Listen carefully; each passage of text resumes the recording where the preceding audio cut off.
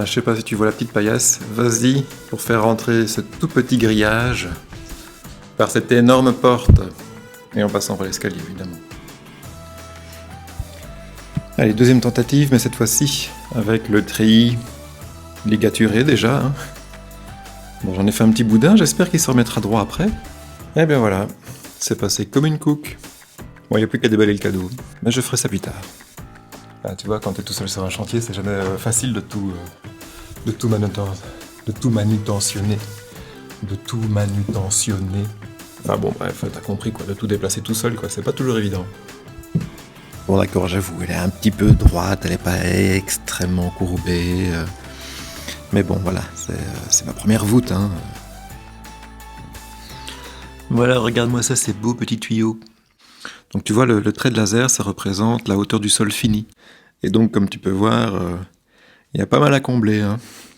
La hauteur de la voûte, là, ne me permettait pas de faire une chape assez épaisse. J'avais juste 2, voire 3 cm avant d'atteindre le niveau du sol fini. Pour ne pas chipoter, j'ai décidé de remonter tout le niveau de 17 cm, ce qui correspond à la hauteur d'une marche. Et donc mon futur sol fini va venir mourir sur la première marche de l'escalier. Donc on est bon là. C'est peut-être pas ce qu'il y a de plus beau comme finition de sol, mais ça me permet de gagner donc 17 cm. Et donc dans les 17 cm, il y aura déjà 10 cm d'isolation en polyuréthane et une petite chape de 5 cm environ, et il restera environ 1,5 cm pour le carrelage et la colle.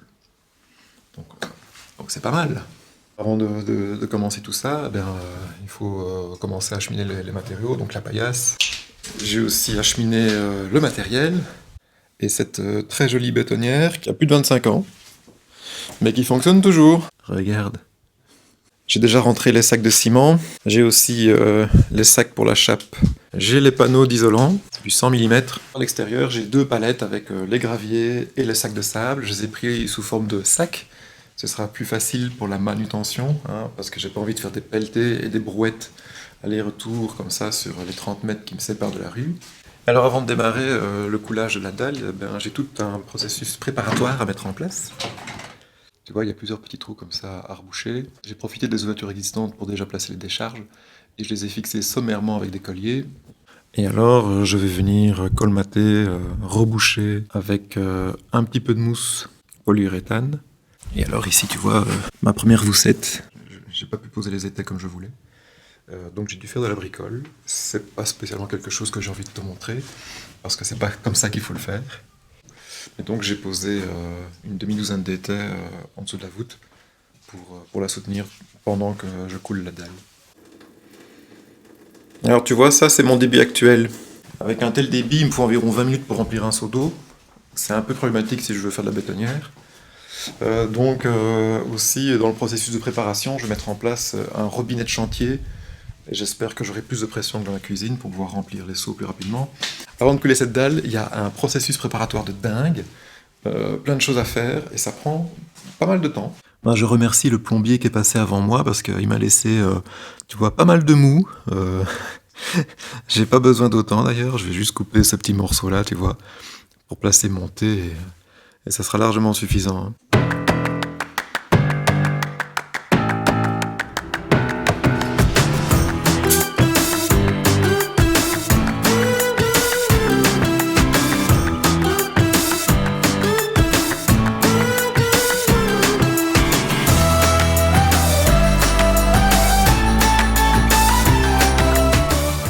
Comme je suis soulagé de me dire que je vais pouvoir remplir mes seaux beaucoup plus vite.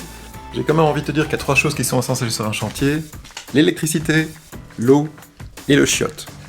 Si t'as pas ces 3 choses-là, généralement c'est un peu plus galère. Surtout pour le chiotte.